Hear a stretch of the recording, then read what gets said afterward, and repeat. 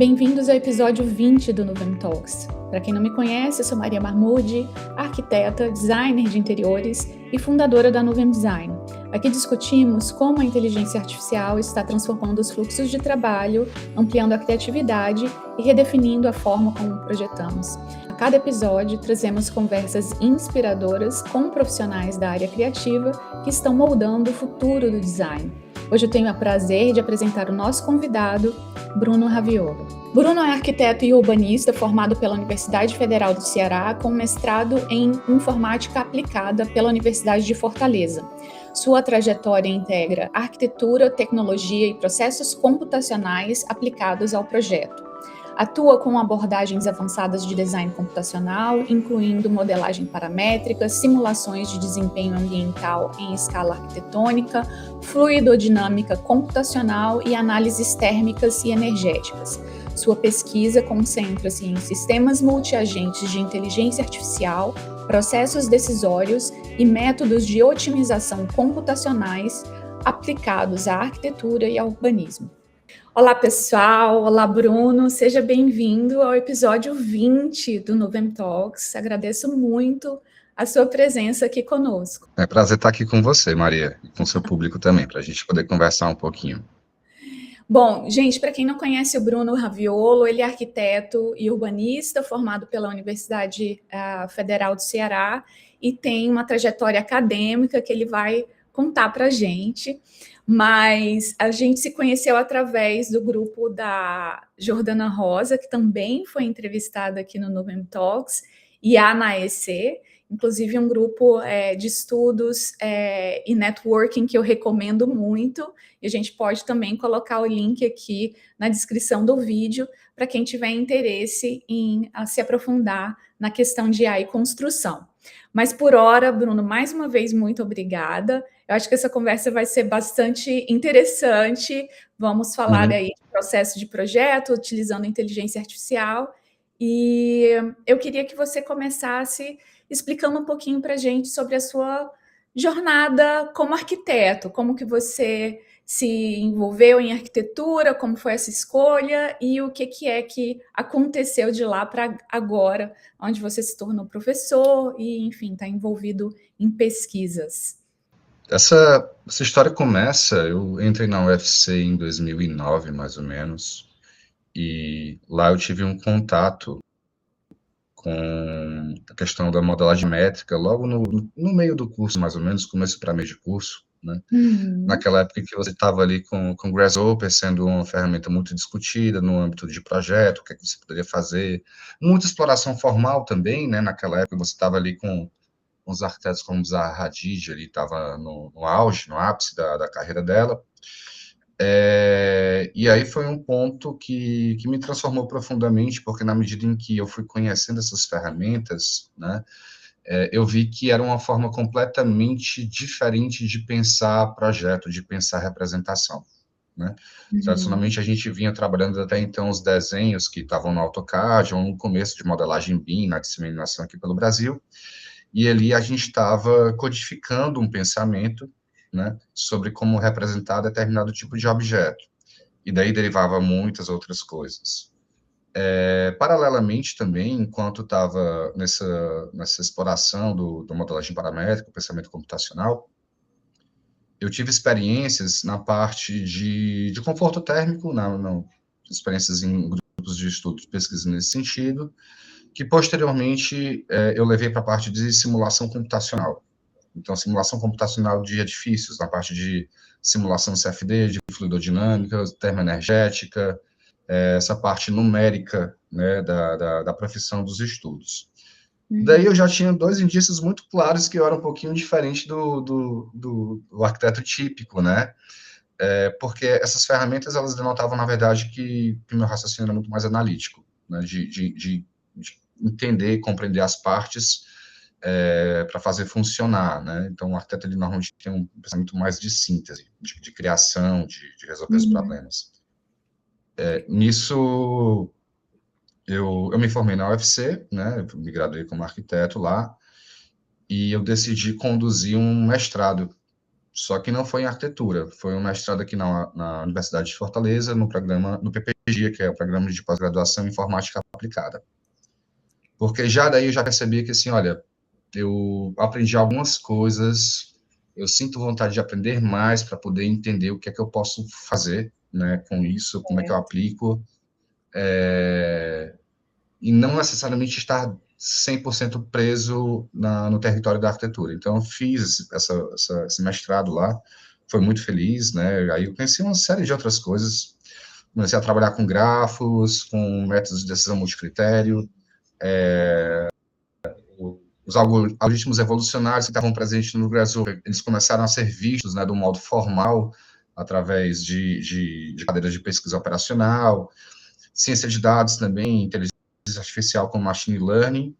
Então, assim, estava conseguindo ver, por outro lado, né, uma coisa que me fascinava muito. Então, isso estava em mim já, desde a graduação já percebi que tinha algo de diferente. E quando eu estava terminando o mestrado, nós tivemos a estreia do ChatGPT, que aí foi uma grande reviravolta, foi, Colisão assim, de realmente uma... mundos. Para você ver, assim, existe uma disciplina lá que é PLN, né, Programação em Linguagem Natural, onde Uhum. você aplicava técnicas de machine learning clássico para poder entender o significado de textos e fazer classificações e coisas do tipo. Quando chegou o ChatGPT, assim, sacudiu de um jeito que transformou essa disciplina completamente, né? E nós estamos falando aí de não faz tanto tempo atrás, né? E Não, desde então, é recente. super E recente. Foi é, ontem, foi foi ontem. ótimo. E isso foi uma transformação muito, muito, muito brusca, né, num campo específico da computação, que se espalhou para a sociedade, em todas as áreas, né, todo mundo hoje já integra algum tipo de LLM para poder trabalhar a geração de textos, Sim, e, enfim, as coisas vêm avançando cada vez mais rápido também nesse sentido. E com esses LLM multimodais, que aí eles começam a convergir texto com geração de imagem, você tem modelos de difusão que começam a criar imagens, né, para poder trabalhar isso aí do modo aplicado. Eu também tive a oportunidade de, no mestrado, trabalhar um pouco com visão computacional, então, técnicas de machine learning tradicional para poder entender como reconhecer objetos. Então, para mim foi muito importante, assim, ter uma caixa de ferramentas robusta e larga. Eu tenho muitas ferramentas para poder tentar entender um problema, e aí eu acho que isso é um ponto legal de atacar essa discussão sobre geração de imagem e criação, né? Nessa conclusão da graduação e do mestrado, eu também participei de algumas pesquisas que uhum. foram muito importantes para me dar uma visão sobre como trabalhar isso na arquitetura, né? Na arquitetura também em outras áreas. A primeira delas foi uma pesquisa aplicada que nós desenvolvemos um P&D para fazer uma edificação comercial com simulação computacional de fluidodinâmica, térmica, modelagem paramétrica, simulações associadas aos próprios modelos, né, para poder retroalimentar as formas com os dados. Isso já tem algum tempo, 2015, Uau. 2016. Foi. Então, assim, tem um valor aí Tá falando bem muito disso significativo. agora e você estava lá. É, e num contexto que, assim, a gente sabe que a geografia também faz diferença, né? Eu estou Uau. aqui em Fortaleza, então a gente Hum, estava trazendo experiência que era trabalhar essas simulações integradas à produção de forma dentro de um contexto de tecnologia construtiva relativamente baixo, né? Então, a gente tinha que trabalhar com as tecnologias que estavam disponíveis no nosso canteiro. Então, essa foi também uma pesquisa fundamental para poder nortear minha direção depois. E durante o mestrado também eu tive a experiência de trabalhar em pesquisas que estavam utilizando sistemas multi-agente com LLMs, isso já mais recente, né, agora nos últimos anos, em que certo. você articula esses LLMs para poder resolver tarefas, trabalhar junto de você, e que hoje, aí também é outro aprendizado, né? O que acontece em pesquisa especialmente nessa parte de inteligência artificial, é muito, muito rápido. As coisas andam numa velocidade muito exaustiva, né? Sim. A Estamos gente todos exaustos e cansados. é, é. Então, esse é um ponto importante que nós vamos desenvolver nessa conversa hoje, porque essas ferramentas que nós, como pesquisadores, estamos acostumados a trabalhar, elas rapidamente são apropriadas pelas grandes corporações, grandes empresas, e rapidamente viram produtos. E esses Uhum. produtos que são mais acessíveis, né, claro, com interface mais acessível, eles também evoluem muito rápido. Então, assim, é uma grande corrida por todos os lados para tentar fazer alguma coisa que seja inovadora, uma coisa que seja útil, de fato, né? Então, fica nesse alvoroço, e aí é nesse alvoroço que a gente vai discutir um pouco sobre como essas possibilidades de geração de imagem com IA podem ser discutidas que faça sentido para os arquitetos. Exato, e como isso impacta a arquitetura, né? Bem interessante. Então, você começa a sua jornada como arquiteto, já se identifica como o arquiteto não típico que busca, né, aquele caminho do escritório, da criação e etc. Faz esse desvio em direção à tecnologia e inovação e depois volta para a arquitetura para conectar esses dois mundos. E o mais interessante, você estava fazendo seu mestrado enquanto o ChatGPT foi lançado em 2022. Como foi esse momento para você? Na verdade, como foi essa descoberta da inteligência artificial, como é conhecida pelo público, porque obviamente você teve contato é, dentro do seu mercado com outras inteligências artificiais, e o que passou pela sua cabeça naquele momento de como o mundo ia mudar depois daquilo? É uma pergunta legal, né? Porque quando isso aconteceu, como eu estava te falando, a gente tinha uma disciplina lá de que era de linguagem natural. Então, você estava fazendo programação com linguagem natural, tinha as técnicas clássicas. Quando isso surgiu, eu simplesmente, pessoal, vamos ter que fazer outra coisa agora, né? Vamos ter que ver por outro lado. E aí, querida professora Vládia, minha, lá do mestrado, ela começou a usar esse espaço de ensino, né, para pesquisar, entender, comparar o resultado de desempenho de classificações que antes eram feitas com técnicas tradicionais com esse chat GPT. Mas aí estava todo mundo naquele momento, assim, é aquela coisa meio maluca, né? Se todo mundo se perguntava, isso está vivo? Isso é uma criatura viva, né? Porque o conceito, ele é tão alienígena, assim, tão difícil de conceber uma máquina que fala com você, que você tende a acreditar que está vivo, né? E lá foi. Aí, claro, com o conhecimento que a gente tem, fica claro que é uma rede neural, que tem uma escala descomunal de treinamento, né? Que tem muito recurso colocado ali, fica difícil de você conceber.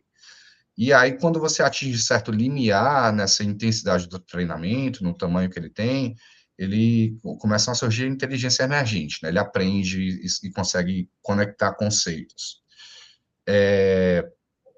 Então, na hora que isso começou a ficar claro, assim, cara, vai mudar tudo, assim, você vai começar a integrar essas ferramentas, você tem uma transformação radical na possibilidade do trabalho em si, como a gente está vendo, né? Sim.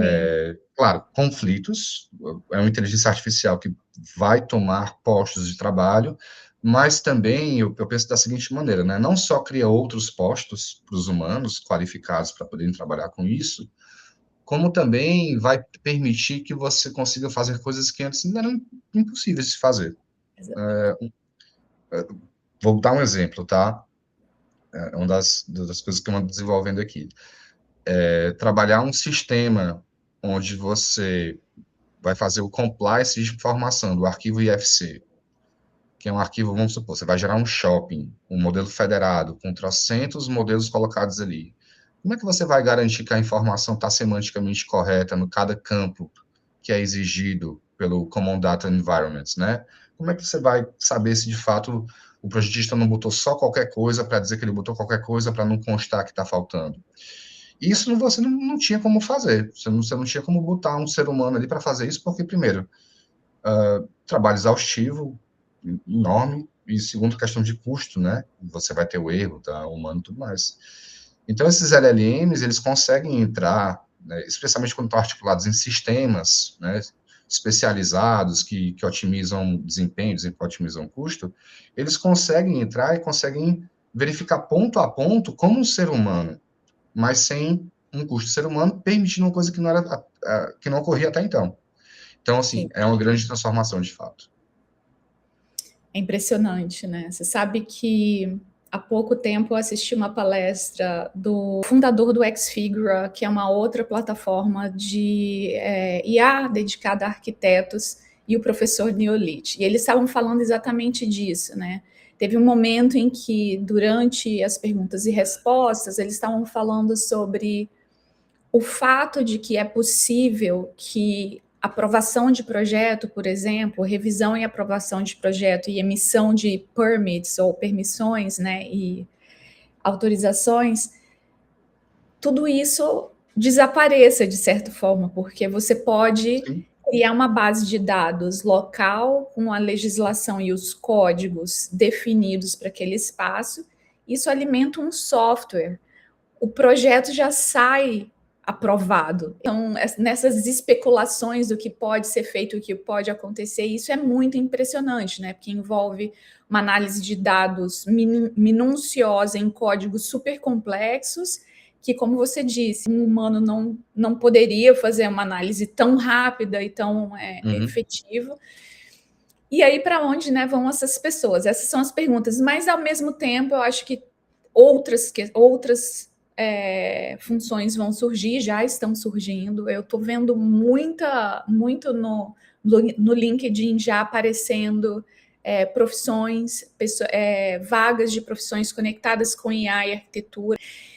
E a gente está assistindo a esse filme se desenrolar na frente dos nossos olhos, né? Então, eu acho que é um privilégio, de certa forma, estar vivendo tudo isso. É confuso, é estressante, né? Existe muita pressão em relação a essa questão de você entender o que está acontecendo e acumular aprendizado, né?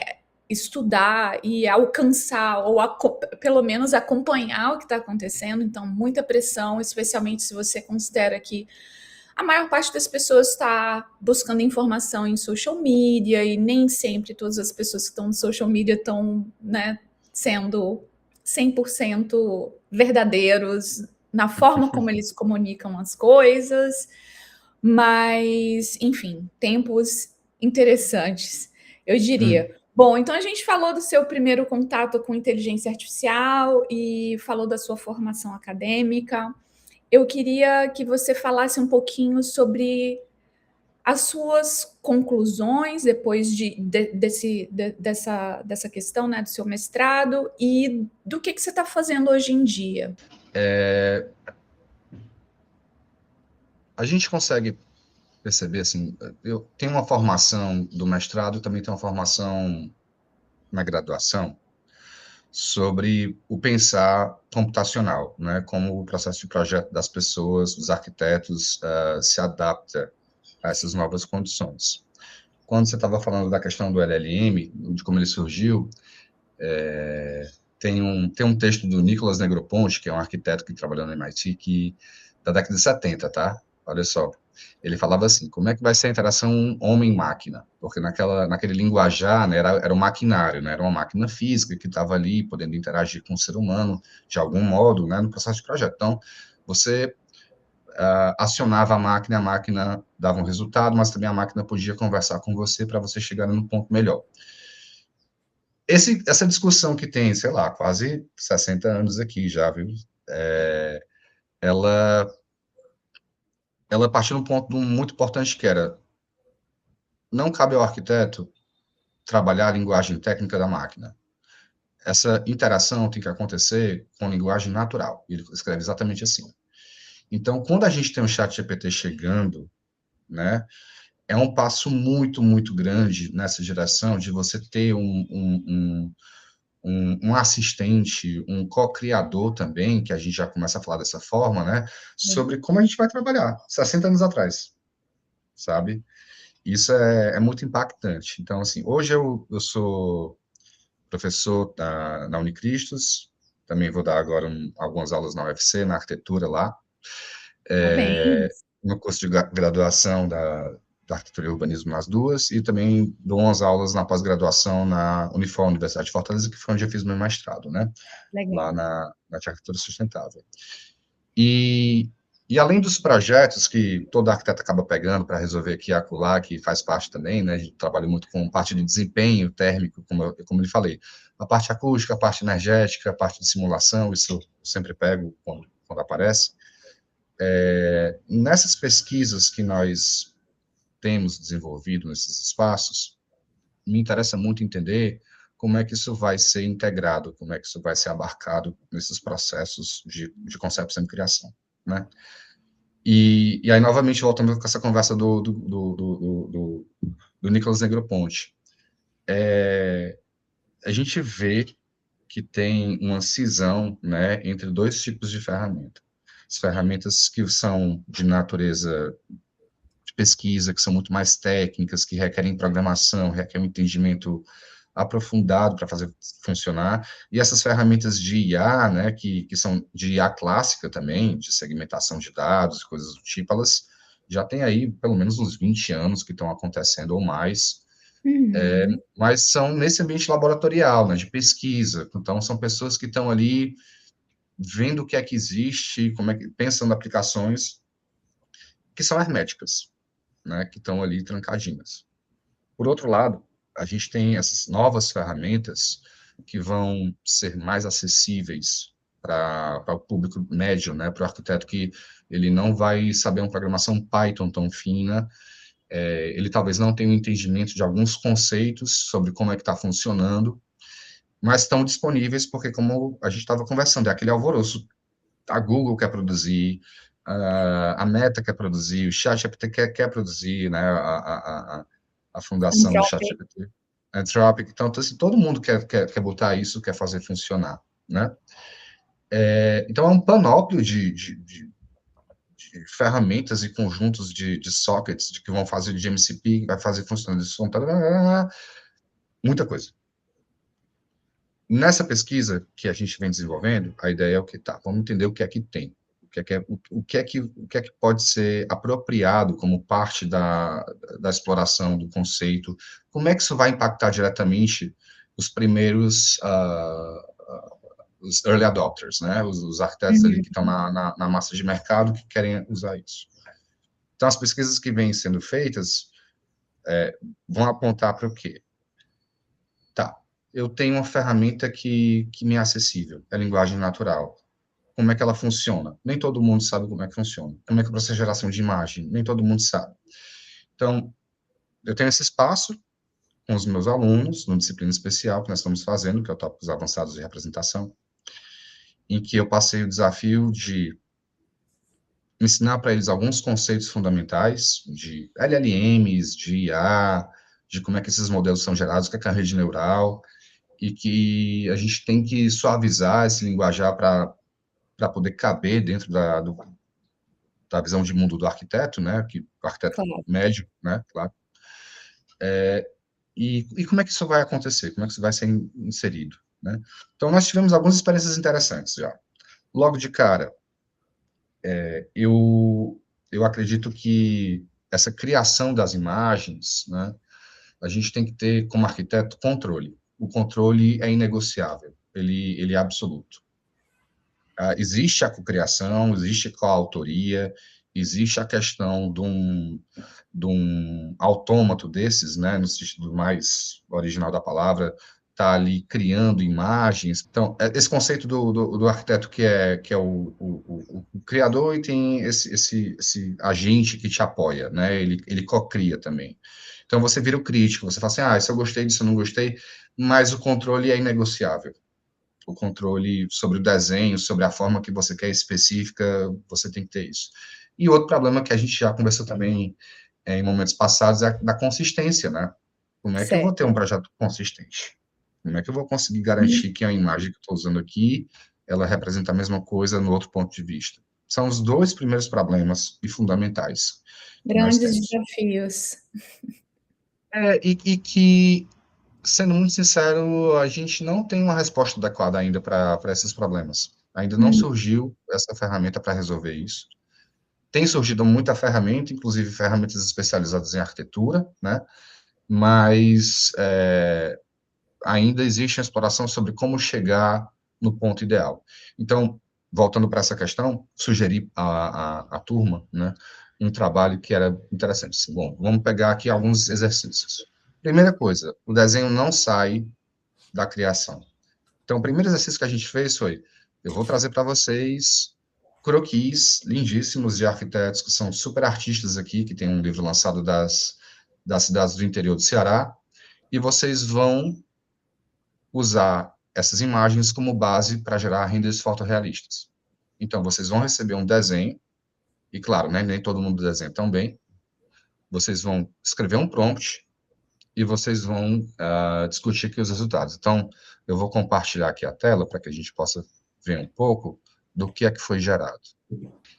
Então, olha só, esses croquis eram de arquitetos que foram na década de 80, 90 visitar várias cidades, registrar por meio do grafite as construções que estavam colocadas ali. E aí, nesse primeiro momento, eles estavam entendendo que, assim, olha, eu consigo desenhar e eu consigo usar esse modelo para gerar uma representação fotorrealista de altíssima qualidade, né? E entender o que é que sai, o que é que entra, quais elementos são inseridos, o que é que muda de questão de proporção, coisas que não estavam, por exemplo, pequenas muretas, né, iluminações do tipo, mas eles estavam vendo que é possível ter esse diálogo, né? Por exemplo, uhum, nessa situação onde você tem um croquis aqui, né, de uma praça onde tem as árvores desenhadas, você tem as árvores desenhadas nessa linguagem bem de arquiteto, com perspectiva de um ponto de fuga, a uhum, questão de você colocar aqui a linha tremida. Então, nós aplicamos algumas técnicas de segmentação semântica, né? Nós pedimos para que esses modelos, que são muito potentes, muito versáteis especialmente, que eles identificassem nesse desenho o que é que eles estavam vendo, o que é que eles enxergavam.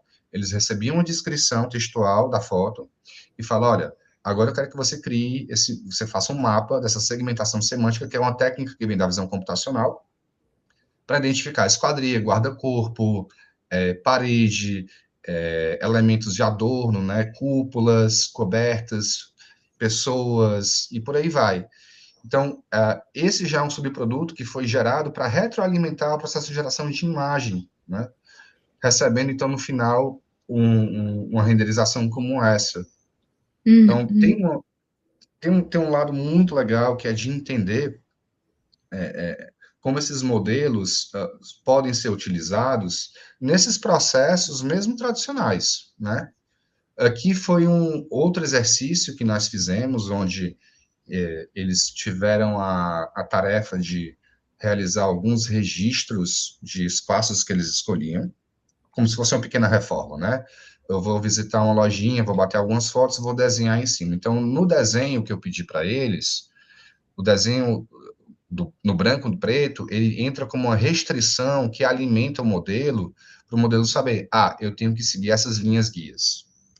E no uhum, desenho, em cima da foto, eu falei, olha, o desenho é para você operar rapidamente suas modificações.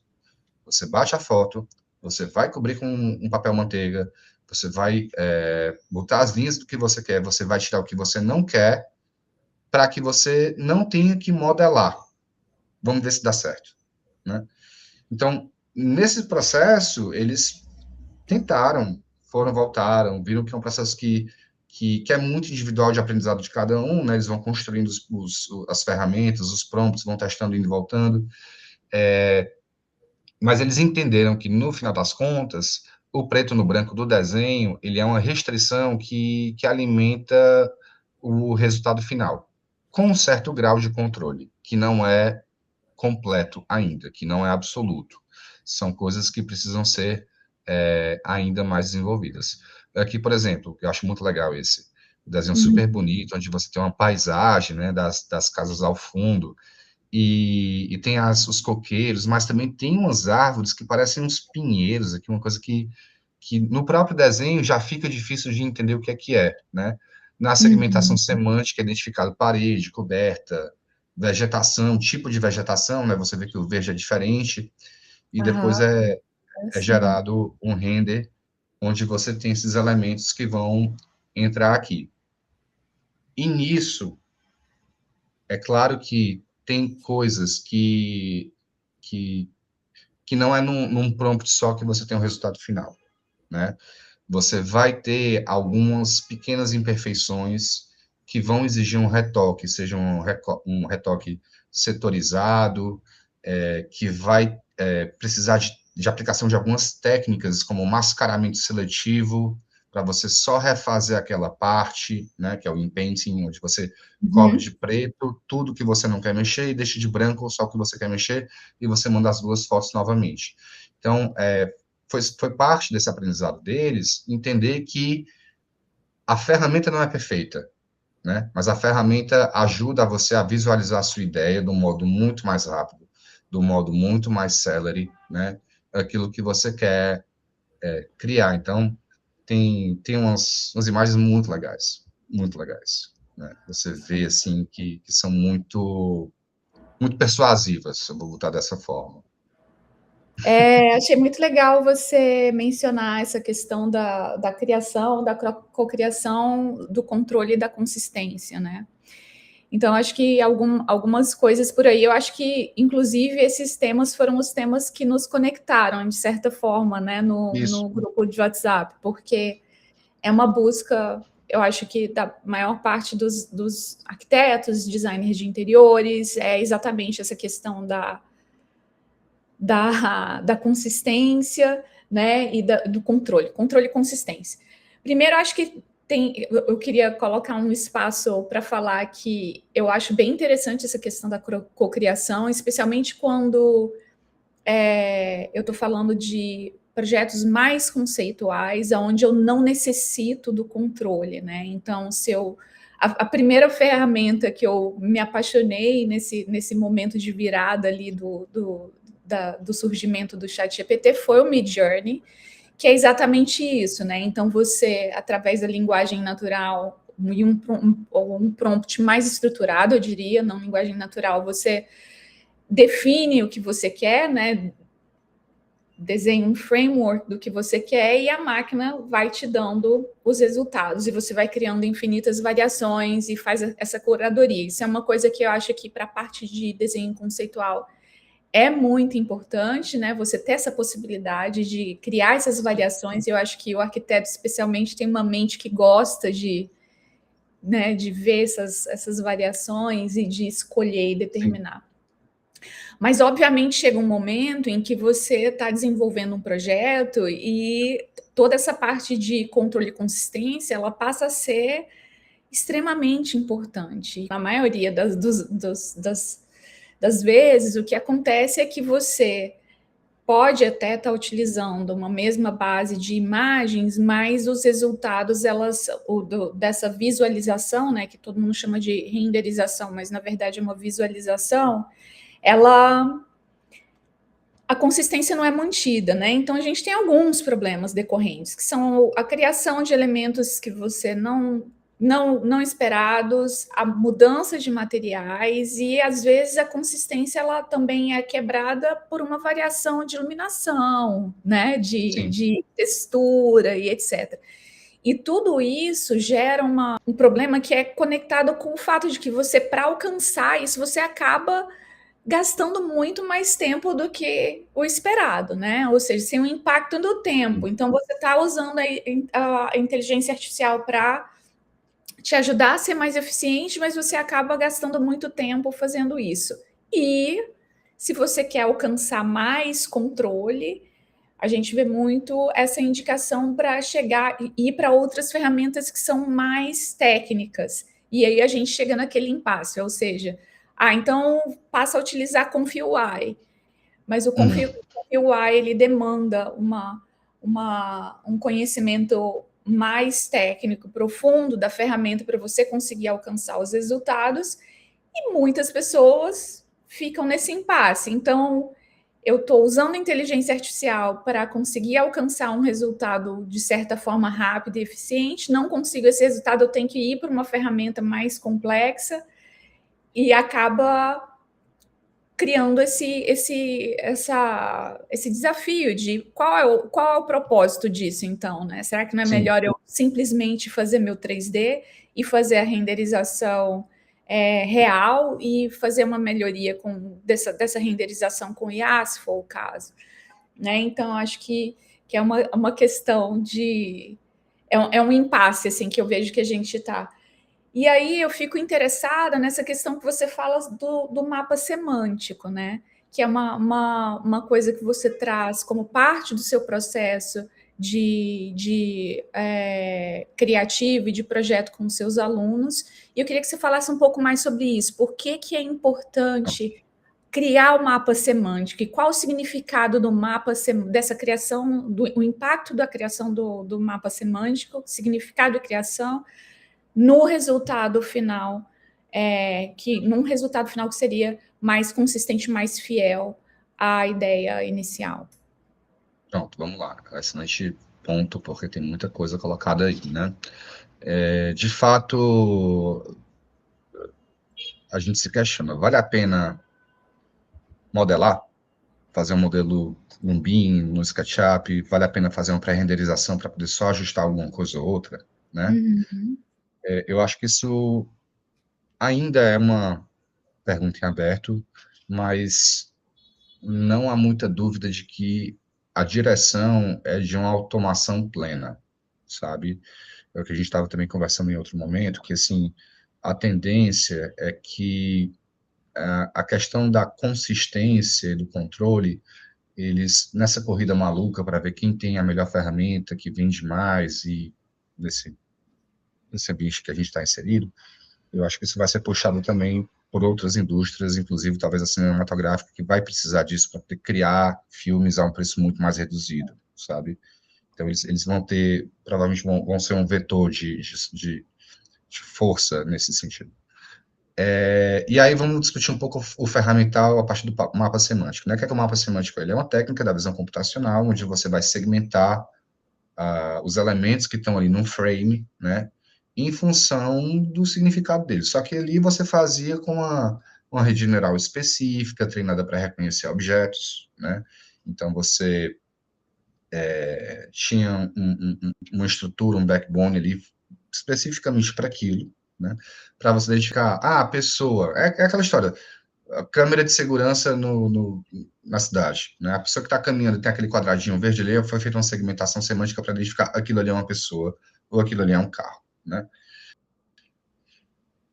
Mas hoje você já tem LLMs multimodais, tá? Que são modelos de linguagem que são treinados também com pares de imagem e texto. Então, eles conseguem associar padrões visuais aos significados que estão colocados textuais, né? Então, eles conseguem associar uma coisa a outra. Então, você consegue baixar o Gemma 3 e o Gemma 4 e falar assim, me diga o que é que você... Rodando localmente no LM Studio, né? Você passa uma foto de um gato, você pergunta, que animal você está vendo? Estou vendo um gato. Se você botar um objeto cotidiano, uma caneca, ele vai reconhecer. Então, assim, esses LLMs multimodais, eles têm essa capacidade embutida. Eu estou falando isso por quê? Porque, para a gente poder falar sobre como isso volta para a prática de projeto, para essa discussão de arquitetura, né, a gente passa também pelo domínio ferramental, pelo conhecimento sobre o que as ferramentas fazem, qual é o grau de complexidade que elas têm. Isso aí é legal, né, Maria? Porque é uma discussão que vem desde o Grasshopper. Sabe, assim, desde que você falava sobre, você desenvolve uma lógica computacional. Sim, você desenvolve uma lógica computacional, mas você também tem que saber o que a ferramenta faz. Quais são as componentes que ela tem, o que ela é capaz de fazer. É uma coisa que anda do lado da outra, tá? Não é só um conhecimento conceitual. Você tem que saber o que está acontecendo ali dentro. Por isso que eu acho que é muito importante esse trabalho que está sendo feito com os alunos, para que eles entendam que, assim, tem um mecanismo por trás enorme. Você tem um Nano Banana com o Gemini. O perigo é a pessoa achar que é mágica, sabe? Eu tenho até uma Mas brincadeira que isso é eu... o que está sendo vendido no social Vendido. media. É Plin, é Plin. Eu É, coloco em uma das minhas apresentações uma extração que eu vi. De uma pessoa na social media falando exatamente isso, é Plin, não é, Não, né? Mas não não é, vou te não é. interromper, vamos de Mas, letramento mas, digital. mas o sentimento tá muito alinhado aqui. Eu tenho uma brincadeira que eu falo assim, olha, se você quer saber se uma pessoa não entende o que é IA, quando ela começar a falar porque a IA vai fazer assim, assim você substitui mentalmente IA por mágica.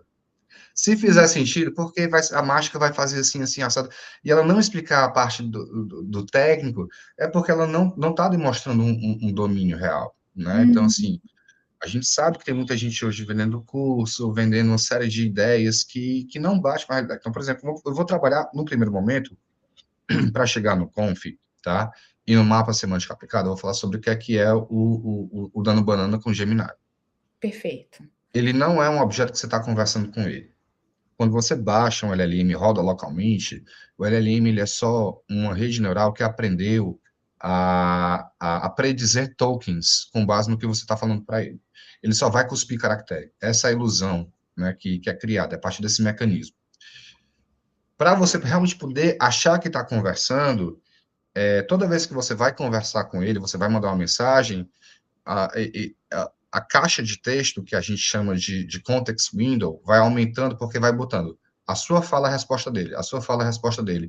Então, ele vai sempre tendo que predizer as próximas palavras, considerando também essa conversação. Por isso que, normalmente, o desempenho desses modelos cai quando você conversa muito, porque ele já começa a se perder, se embaralhar e etc. Né? Então, é uma grande ilusão. É uma grande ilusão de que você está conversando com alguma coisa ali. E aí, você tem um sistema, tá? O que é esse sistema? Você tem várias partes que estão ali de trás de uma parede opaca que você não está vendo. Para você poder começar a conversar com o Gemini, você provavelmente vai ter uma peça que é um LLM só para saber se você não está falando nada de errado, nada que está proibido. Você vai ter uma peça para poder trazer o histórico, você vai ter uma peça que vai dar a resposta, você vai ter uma peça que é capaz de tomar ação para pesquisar na web. É um sistema multiagente ali por trás já. Então, assim, você tem várias pequenas coisinhas. E uma dessas peças desse sistema é o modelo de geração de imagem, que é o modelo de difusão, né? Que é aquilo que a Uhum, gente também já começa a ter um pouquinho mais de noção agora. Não é o LLM em si que vai gerar a imagem, mas é um modelo específico, generativo, baseado em uma reversão de um fenômeno físico de difusão molecular, que ele foi treinado a restituir imagens que vêm de um ruído a partir do seu texto. Quando você fala assim, eu quero a imagem de um gatinho feliz num navio pirata, o teu texto ele é convertido num vetor que vai apontar para a direção dessa geração de imagem. Um vetor que eu digo assim, um vetor multidimensional, tá? Acho que todo mundo tem aqui mais ou menos na cabeça ainda aquele conceito de vetor da física do ensino médio, de duas, três gerações. Então, assim, esse vetor, ele vai continuar apontando para uma direção, só que agora tem muitas e muitas dimensões, porque entrou o poder computacional, né? E uhum. você vai conseguir fazer com que esse teu texto dê a direção para o processo de geração de imagem. Então, o que é que esse modelo faz? Esse modelo recebe aquele ruído branco de TV velha, né? Aquele chiado preto e branco ali, que Uhum. só algumas pessoas vão lembrar, nem todo mundo vai ter isso aí em mente como é que é. Só que a rede neural foi treinada a recuperar imagens, então ela vai. É como se ela tivesse de olhos fechados, semicerrados, assim, tentando enxergar alguma coisa, e ela começa a enxergar, e aos poucos ela vai resgatando, resgatando, resgatando, num processo interativo, até chegar na imagem final, que foi na direção do que você pediu. Só que isso tem um problema, tá? Um problema que, na verdade, é o que permite a geração de imagem. É uma característica intrínseca a ela. É um Uhum. processo probabilístico, aleatório, estocástico. Toda vez que você botar um texto, mesmo que seja o mesmo texto, o ruído sempre vai ser diferente. Então, as suas imagens sempre serão diferentes, porque faz parte desse modelo trabalhar dessa forma, né? E aí você tem essa coisa que vai acontecendo para poder gerar esses estudos. Então, da maneira como está configurado, eu consigo gerar a imagem do Popeye. eu consigo fazer uma operação semântica. Eu quero Popeye, e no treinamento desse modelo, que a gente não sabe como é que aconteceu, tá? Também tem esse grande ponto, que tem uma super discussão sobre isso. Como é que esse Certo. modelo tem as referências, onde é que ele pega? Eu quero a imagem do Popeye. E a imagem do Popeye, por ser um desenho animado, vai estar muito vinculado ao desenho animado. Tá? Então, você vai receber a imagem do desenho animado do Popeye. Mas você pode fazer operações semânticas, do tipo, eu quero Popeye, só que sem desenho. Aí, o que é que vai acontecer? Ele vai matematicamente fazer as operações lá no espaço latente, tem um procedimento todo, que é bem numérico, bem denso nesse sentido, mas ele fala, tá, o Popeye está bem aqui, eu vou agora puxar ele para longe do desenho, e ele vai gerar uma imagem do Popeye horroroso, porque vai ser um Popeye meio monstruoso, assim, ele vai ser meio figura humana, mas meio sem o desenho, meio caricato, e é isso que permite fazer as operações semânticas para a criação. Porque nos trabalhos que eu fiz na Christus, nós vamos ter umas imagens que é assim, eu quero a imagem de um ambiente arquitetônico no estilo do Vitor Horta. Vitor Horta foi um arquiteto belga ali do Art Nouveau, que trabalhava aquelas formas orgânicas, motivos florais, formas arredondadas. E aí eu falo, bom, agora eu quero que você tire o Vitor Horta dessa imagem. Então, ele gera a imagem com base na antiga, mas ele faz uma operação semântica que é negar tudo que estiver associado ao Vitor Horta e, consequentemente, tudo que estiver associado ao Art Nouveau. Então, na nova figura, o que transparece é o mesmo ambiente onde o guarda-corpo com motivo floral vira um guarda-corpo retinho, onde o espelho redondo vira com um banquinho super bonitinho embaixo, vira um banco mais concreto, simples, né? Então, você vai vendo, e isso é muito, muito legal, como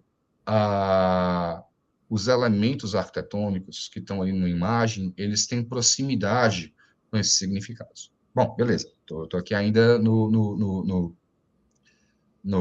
Nano Banana, né? No Gemini com Nano Banana. Então, a gente conseguiu fazer isso tudo lá, então, assim, é um trabalho muito legal de entender. Mas tem as limitações. Por quê? Porque é um modelo fechado. Você não... Primeiro, que a gente não sabe exatamente o que é que está acontecendo ali dentro, a gente não tem controle. Certo. Fica difícil de trabalhar isso só na linguagem natural, que era a proposição, né? Fazer isso do modo mais acessível para os arquitetos, sem ter que entrar em programação. E aí vamos para o Conf. O que é que o Conf é? O Conf é muito interessante. É uma área que, assim, os artistas visuais todos estão dando uma olhada nisso agora, inclusive nós, né? Nós também somos artistas visuais, de certo modo. Uhum.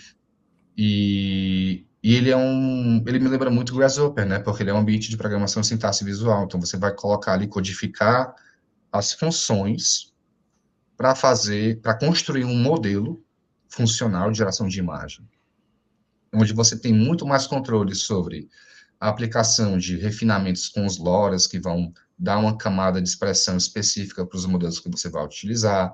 Você baixa os modelos como o Flux 1, Flux 2, trabalha com o Midjourney, né, que é o Stable Diffusion. Você tem a capacidade de trabalhar os modelos que vão só gerar o vetor do seu texto.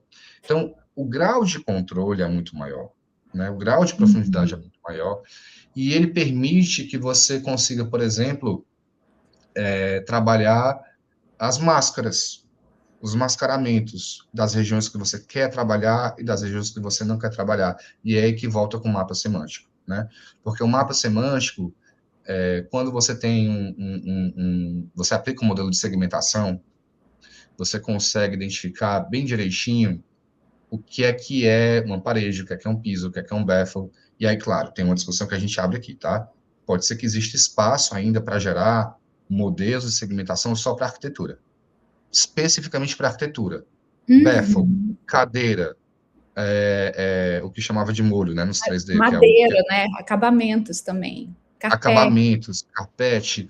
Você Uhum. pode ter esse espaço para gerar um modelo só para isso, porque é isso que vai permitir, depois que nós passemos uma fotografia, um render, etc., e todos os elementos fiquem ali identificados como aí veja só como é interessante, como do mesmo modo, o processo de renderização profissional quando você tem um Material ID, onde você tem a Ah, figura, né, onde está identificado material pela cor, que é uma falsa cor, um vermelho vivo, um ciano, um amarelo, tal, tal, tal. É a mesma coisa, né? É o mesmo produto que você está gerando. E aí, quando essa segmentação semântica passa a ser incorporada no modelo de geração de imagem como uma restrição, você fala, olha, eu quero que no vermelho, que vai ser o piso, você coloque tal imagem de referência, aí você passa uma texturazinha colocada ali. Isso é o que seria o ideal para fazer esse fluxo funcionar dentro do conf, né? E o conf é esse espaço que permite fazer isso numa linguagem menos dura, porque você também pode fazer isso com script, Python. Mas você sabe Olha, que os é um desafio arquitetos maior. estão todos apavorados com conf, você está falando de Python. Não, Bruno, não dá. Você tem que facilitar a vida das pessoas aqui. Não, mas assim, fora a brincadeira aqui, eu acho que é muito interessante entender essa questão da importância da segmentação semântica, porque é isso, né? A partir do momento em que você identifica cada elemento e você associa um material ou mesmo outros aspectos a essa cor, né, dessa segmentação, você alcança como consequência a consistência. Exato. Certo? Mas aí eu te pergunto, minha cabeça, eu tô aqui, ok.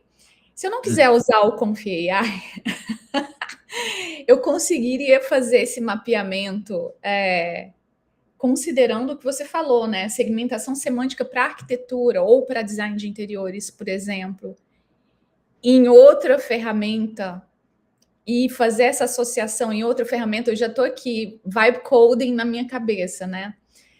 Então eu vou colocar isso no Claude. Será que o Claude conseguiria criar uma. Não sei, vamos fazer um teste offline e a gente volta. Voltamos já, né? Daqui a 5 minutinhos vamos voltar. Eu digo assim, a segmentação semântica ela já existia na visão computacional, certo? Então tem muita ferramenta para poder fazer isso. Agora, o ponto é que essa segmentação ela é feita com modelos treinados. E os modelos, quando são treinados, eles são normalmente treinados para tarefas específicas, né? Normalmente reconhecer pessoas, carros, objetos, assim, assim, assado. Eu acho que é uma questão de, de dar uma olhada para ver se a gente encontra um modelo que tenha sido feito para arquitetura, porque no treinamento você tem que discriminar, né, o que está sendo colocado ali. Não é só botar uma imagem assim solta, tem que identificar o que está sendo feito e tem que ter esse processamento. Mas assim, eu aposto que tem como resolver isso dando essa volta no conf dessa forma, né? Dando a Já volta Maria... no ponto. mas veja só, o conf é tão legal que ele permite você fazer chamada de API. Então, você consegue baixar uns nodes específicos, onde tem lá, vou fazer aqui uma chamada de API para o Gemini, né? E aí você pode, no seu fluxo de trabalho, inserir um node que vai consumir token, porque é um serviço pago, né? Mas Claro. você leva uma peça intermediária do teu produto para subir e depois voltar. O que é que fica claro? Fica claro que, assim, o processo de geração de imagem por IA, ele é uma sequência de procedimentos. Assim, eu não acho que vai ser só passar um croquis e passar um texto. Até porque o nosso próprio processo é assim, né? A gente vai criando, vai voltando, vai mexendo, vai fazendo assim um pouquinho diferente, assim, assado. Sim, exato. E a outra tendência também que fica muito clara é que a corrida é muito intensa. Então, é possível que, dentro de algum tempo, e que não seja muito tempo assim, esses modelos abertos e comerciais sejam tão potentes que você possa falar num prompt, olha, eu sou um arquiteto, estou fazendo um trabalho de renderização, vou passar uma figura para você e eu quero que você segmente tudo que você está vendo aqui nessas categorias. Piso, carpete, tal, tal, tal, tal, e você tem um resultado consistente e utilizável, sabe? Então, é muito possível que também vá nesse sentido, que a gente nem precise mais desenvolver um modelo específico para arquitetura, porque os modelos generalistas são muito, muito potentes. Sim, e de alguma maneira, se você vê essas últimas versões mesmo do o GPT-2 e mesmo o Gemini Pro, não é que você não consiga, né? Você consegue. Você consegue com algum nível de consistência, mas não é sempre. Então acontece sempre esse vai e volta de tipo, ok, eu consegui a mesma iluminação, mas eu tô tendo um probleminha aqui, aqui, aqui. E aí vira essa coisa infinita de ficar fazendo ajuste de imagem para conseguir chegar numa narrativa onde todas as imagens estão comunicando a mesma coisa, Sim, né? sim, Eu falei para sim. você antes da gente começar aqui sobre o desafio de fazer isso num projeto que eu estou desenvolvendo aqui em Miami, aonde é um ambiente corporativo de escritório, e você tem o mesmo carpete, o mesmo forro, né, as mesmas vigas, o mesmo acoustic baffle, os mesmos tecidos, e essas coisas aparecendo dependendo da imagem, da vista que você tem, que foi extraída de um 3D, de ArchiCAD, as mesmas coisas aparecendo, né? E Uhum. aí é isso, esse desafio de conseguir gerar visualizações que depois vão virar vídeos, que onde essa consistência fique, seja presente, e você não tem aquela coisa que a gente estava falando, né? O vídeo ele aponta o erro.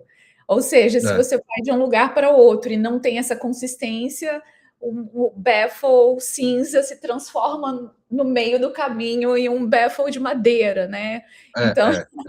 e isso fica muito evidente, né? Então, eu também acho, eu acho que com a melhora com o avanço das ferramentas, pode ser que isso tudo, pode ser que daqui a 4, 5 meses essa conversa já não, né?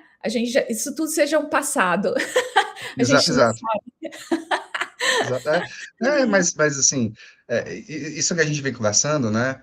Eu estava também discutindo com um colega da UFC, que está fazendo doutorado lá na graduação, no programa de pós da arquitetura, que a gente tem a ilusão, do mesmo jeito que existe a ilusão de que você está conversando com o chat GPT, existe uma ilusão de que se você passar 3 fotos do mesmo modelo de arquitetura, ele está entendendo o que está acontecendo ali. Isso é uma ilusão. Isso é uma Uhum. ilusão. Então, esses modelos, assim, eles ainda não constroem, né, a um nível mais elevado, né, mais baixo nível na linguagem da computação, seja mais inferior, mais distante da gente, um modelo daquilo que você está pedindo. O que ele vê é pixel. Ele fala de imagem. Ele fala de Uhum. imagem, significado. Então, por isso que é muito difícil ainda da gente conseguir ter essa consistência, seja geração de imagem, seja geração de vídeo, porque ele não constrói uma representação do objeto, né? Mas como Uhum. você está falando, eu acho que daqui a 6 meses essa conversa vai ser diferente. Essa conversa vai ser. É isso. Bom, Bruno, eu ficaria aqui mais 2 horas falando com você sobre esse assunto que eu acho fascinante, e a gente entende muito bem que o surgimento dessas ferramentas mudou profundamente a forma como a gente trabalha, né? E como a gente pensa arquitetura e representa e desenvolve, né, processos de projeto. Eu queria saber se você quer falar mais um pouco sobre essa questão da projetual e processual, para a gente já ir nos encaminhando para a última pergunta. Não, eu acho que é isso, sim. A questão do processo de projeto também é um assunto um tanto teórico, mas ele não deixa de ser válido, né? Você cria aquilo que você consegue representar. A sua Uhum, criação é mediada pela sua capacidade de utilizar uma ferramenta para representar, né? Você, na sua mente, você é livre para imaginar o que você quiser, mas quando você pega um lápis, você vai desenhar aquilo que você sabe desenhar com um lápis. Se você está com instrumento, esquadro, compasso, você já começa a fazer desenhos mais precisos, né? Se você está no AutoCAD, você está num prancheta virtual. Se você está no Mix, você começa a criar dessa forma. Então, assim, toda essa tônica dessa discussão, ela é muito, muito legal quando você para entender que a IA, ela é uma ferramenta, sabe? Ela é uma ferramenta que ela tem a capacidade de ampliar a tua capacidade exploratória em alguns Uhum. momentos, como você estava falando, né? Quando trabalha com o Stable Diffusion, com Journey, onde você quer 50 alternativas e você vai achar alguma coisa legal numa na outra. Então, ela serve a esse propósito. Mas eu sempre falo para os alunos, olha, você tem que entender que você é quem conduz, né? A ferramenta te dá um apoio nesse sentido. Ela é uma ferramenta diferente, ela consegue conversar com você, ela consegue, sabe, alternar entre textos e imagens, no caso do Gemini com o Banana, mas você está ali explorando uma ideia que você tem que ter controle e a forma fundamental, elementar de representar na arquitetura é o desenho, né? Por isso que todo esse trabalho foi como é que eu vou integrar o desenho nessa geração de imagem. Legal. Bom, então acho que é o gancho perfeito para a gente já se encaminhar para a última pergunta, que é, hã, o que que você aconselharia para pessoas? Você tá dando aula, você tem alunos, né, então você entende aí quais são os desafios, do estudante de arquitetura que hoje, na universidade, pronto para sair ou, ainda, né, desenvolvendo, eh, acumulando seu conhecimento.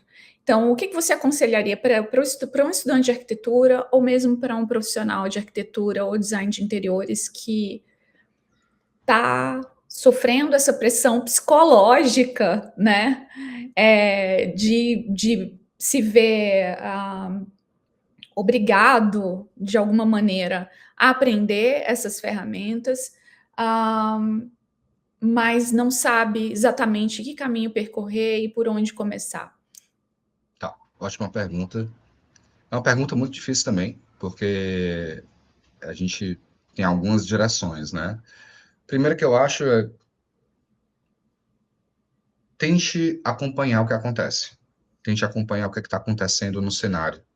Tente conversar com as pessoas, tente ver o que está sendo feito. Eu acho que aí, realmente, participar de grupos, como o da IA na Construção, né, que a Jordana fundou, que a gente participa dele também, é importante, porque você vê o que está acontecendo e é numa perspectiva, assim, de que não é só lá fora, é uma perspectiva, assim, tem gente aqui no Brasil que está fazendo, né, a gente consegue conversar, eu e você, a gente consegue tirar dúvida, é muito acessível, eu acho que tem que fazer parte, tem que acompanhar isso, primeira coisa é essa. A segunda coisa é que a tendência, uma das tendências, né, é que essas ferramentas fiquem mais acessíveis, de fato, que fique mais fácil trabalhar, mas em compensação que a potência daquilo que você vai fazer ainda não está muito certo se vai ser tão amplo. Tem as pessoas, os arquitetos que naturalmente se especializam em- nesses caminhos mais técnicos, né? Sempre teve, Uhum. e sempre terá. Então, se você é um desses profissionais que gosta de aprender, que está afim, eu acho que vale a pena começar a pensar em fazer cursos e pós, né, sérias, né, que consigam realmente capacitar você para entender os fundamentos básicos. O que eu venho fazendo na nível de graduação, de certo modo, também tentar explicar para eles que não é mágica, sabe? Eu acho que isso é muito, muito importante. Não é mágica, é uma tecnologia, a tecnologia evolui, e a gente também, do meu ponto de vista, tentar acertar como é que a gente se comunica. Porque, para falar de uma coisa, tem que falar de autoencoder, decoder, tem que falar de embeddings, de vetores de espaço, que, assim, é difícil. É difícil da gente conseguir chegar a uma linguagem acessível e que faça sentido para a pessoa que está ali. O receio é que a ferramenta tome controle do processo, que eu não quero que isso aconteça. Então, eu acho que se você é uma pessoa que tem essa curiosidade nata, né, de ir atrás, estudar, tem livros hoje que falam numa linguagem acessível sobre modelos de difusão aplicados à geração de imagens. Não é de arquitetura especificamente, mas acho que é da O'Reilly, que é uma editora de livros técnicos para a parte de computação. Dá para ir atrás, dá para começar a ver. Tem que entender o que é que está acontecendo ali de pouquinho, porque é isso que vai, pelo menos, te mostrar o caminho que vai acontecer. E fazer parte de grupos. E não ficar para trás. se você fecha os olhos, em 2, 3 meses acontece tanta coisa que você fica perdido. Então, faça Uhum. parte de um grupo, tem esse grupo nosso da IA na Construção que serve muito a esse propósito, é, veja o que está acontecendo, participe, acompanhe notícias. Eu acho que, nesse momento, é isso. Quando a coisa estabilizar um pouco mais, aí a gente vai ter uma noção mais clara, mas ainda está muito convoluto, está muito turbulento.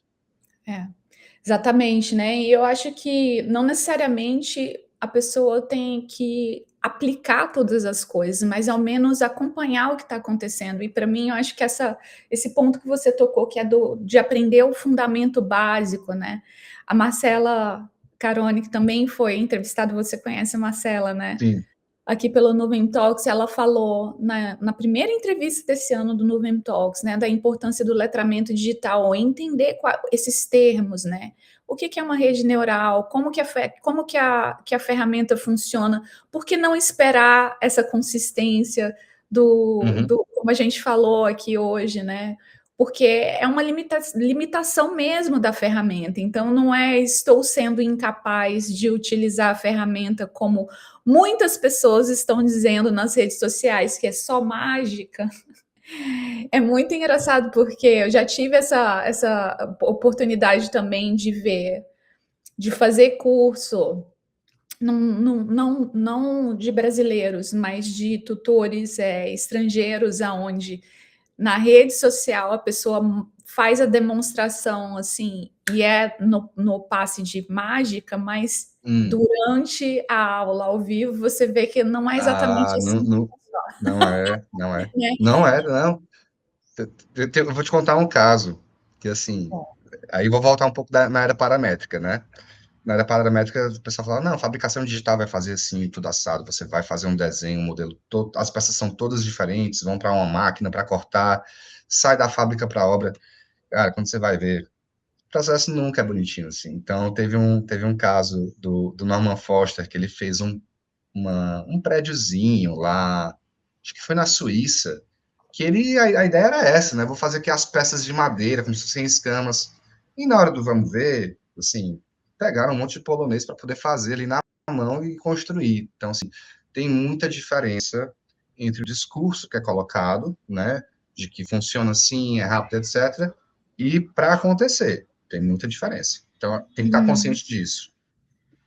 Eu acho que isso também é um certo alívio, né? Porque a partir do momento em que a gente fala muito abertamente que não é exatamente assim que acontece, isso serve também para tirar um pouco da pressão das pessoas de que eu não estou sendo capaz de fazer. Eu acho que a curiosidade e o interesse pela investigação e pelo treinamento e participar de grupos, a gente também tem um grupo de estudo no WhatsApp, já há muitos anos, desde 2024, cresceu Uhum. organicamente, arquitetos e designers de interiores se ajudando ali, porque é isso, né? Então, a gente vai realizando juntos que essa ideia de que a IA ela é mágica, que ela é simples e que você vai ter muito mais tempo para fazer outras coisas, etc. Não é bem É, por aí, né? Não é bem por aí. Então, acho que a ideia do Nuvem Talks é exatamente essa também. Conversar, aprender. Eu aprendo toda vez, espero que essa nossa plataforma esteja também ajudando as pessoas a aprender um pouco mais para se acalmar e navegar esse mundo aí em transformação. Para quem quiser conversar com você, se conectar, trabalhar com você, onde as pessoas te encontram nas redes sociais? Você quer compartilhar aqui com a gente? pronto. Você pode me encontrar no LinkedIn, né, Bruno Aviolo. Tu me encontra fácil.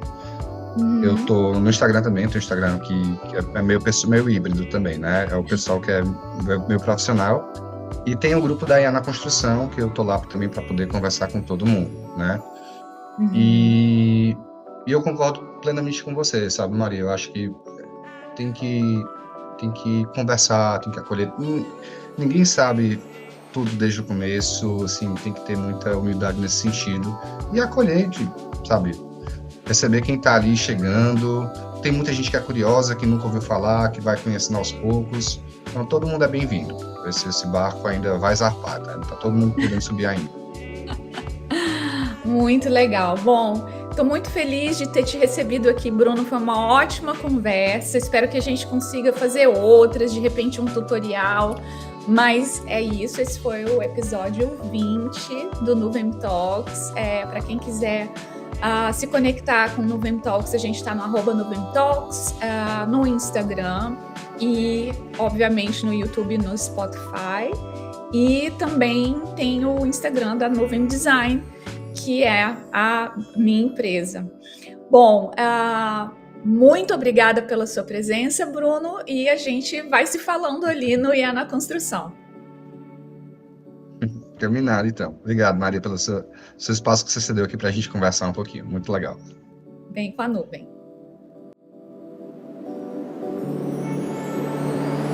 Yeah, yeah.